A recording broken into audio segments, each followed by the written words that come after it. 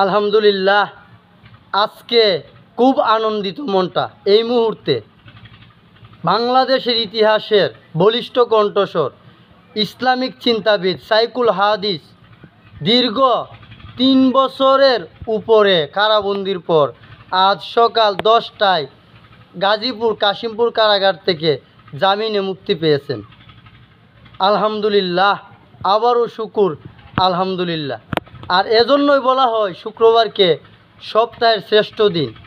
এই জুম্মার দিনে খুশি সংবাদটা শুনে খুবই আনন্দিত লাগতেছে। বাংলাদেশের জন্য আজকের দিনটি একটি ঐতিহাসিক দিন। 2024-এর 3রা মে রঙিন হয়ে থাকবে আজকের দিনটি।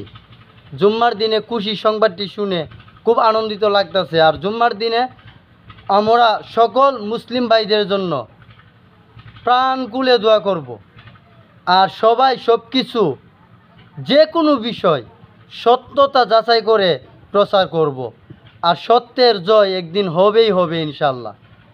আরও একটি খুশির খবর, সারা বাংলাদেশে মোটামুটি বৃষ্টি হচ্ছে। এই বৃষ্টির জন্য সবাই হাহাকার সকল, কিন্তু কৃষকদের জন্য মঙ্গল হয়েছে।